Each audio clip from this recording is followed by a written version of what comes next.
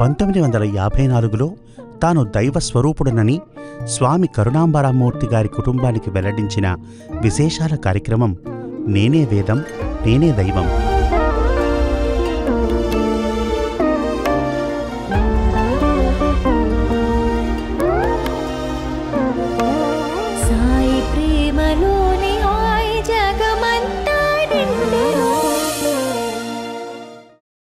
దోస పరమార్థాన్ని బోధిస్తుందా? దోసకి ఆధ్యాత్మికతకు సంబంధమేంటి?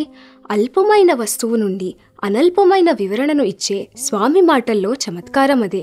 పదండి విందాం. స్వామి అమ్మ పెయ్యి అంటించేసి దోశ పోస్తుంది. అది ఏమో ఎత్తేదానికి లేవనే లేదా దోశ. కష్టపడి దాన్ని తీస్తూ ఉంది. వెనక్కి స్వామి నిల్చుకుని చూస్తూనే ఉన్నారు. చూసేసి ఎంత బుద్ధైనా లేవు. ఏం నామిగిరమ్మా, ఈ పూటకు నువ్వు దోశలు పోస్తున్నావు, ఎందుకో భోంచేయవా అట్లా అని అడిగారు. నేడు ఏకాదశి స్వామి, భోంచేయను అట్లా. ఎందుకు ఏకాదశి చేసేది అట్లా అని అడిగారు. భగవంతుని దర్శనానికి కోసం వ్రతాలు చేయలే అంటారు స్వామి, అందు నుంచి ఏకాదశి చేస్తాను. దోశలు తినేస్తాయి పైన అట్లా లే. కన్నమ్మగా మనకు తెలిసిన కరుణాంబరామమూర్తి గారు ఈ సందర్భంగానే స్వామి తాను దైవమనే విషయాన్ని స్పష్టంగా ఎరుకపరిచారని చెప్పారు.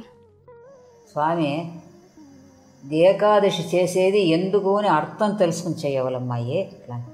స్వామి భగవద్ దర్శనానికి కోసం వ్రతం చేయాలి అంటారు, అందుకు చేస్తున్నాను.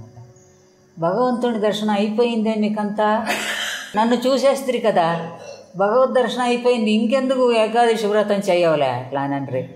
అయ్యో స్వామి, అంతా జనాలను మాటలు చెప్తురు స్వామి, మా ఎట్లా వాళ్ళు అన్నం తింటే దానికి. ఓహో, జనాల కోసం చూస్తావా? లేదు, అర్థం తెలుసుకోకుండా చేస్తూ ఉన్నావేమో అని అడిగి తిని. వ్రతం చేసి మీరంతా భగవద్ దర్శనం చేసేస్తే మీరేం వ్రతాలు చేయపని లేదో. చూడు, చీమలు చక్కెరని వెతుక్కుని పోతుంది, అయితే చక్కెర చీమల పుట్టలనే వచ్చి పడేసింది అమ్మాయి. ఎట్లా అంటే తనని చక్కెర చీమల పుట్టలనే వచ్చి పడేసింది.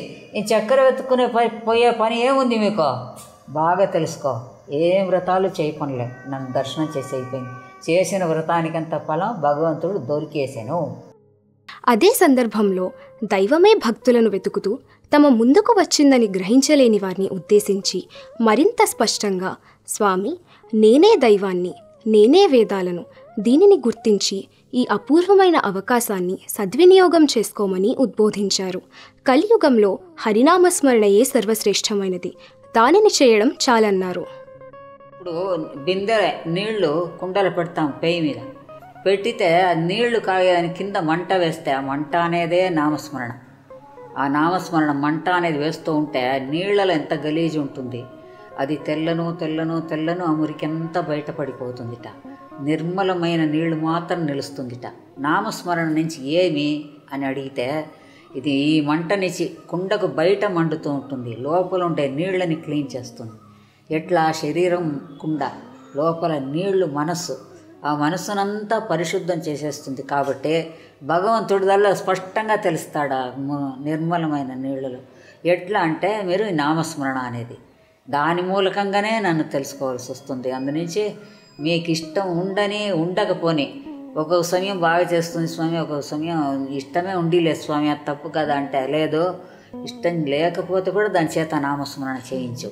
అది చేసేదాని నుంచి క్రమేణ క్రమేణ పూర్తి నిర్మలమై తానే గమ్మనైపోతుంటా. ఇప్పుడు రైతుడు ఎద్దుని దున్నుతూ ఉంటాడు, ఒక చోటు నిలిచేస్తుంది, అది పాపం చేత కాలేదేమో అనేసి ఉండడు వాడు, బాగా వాయిస్తాడు కర్రలా, అప్పుడు ముందు పోతుంది అది.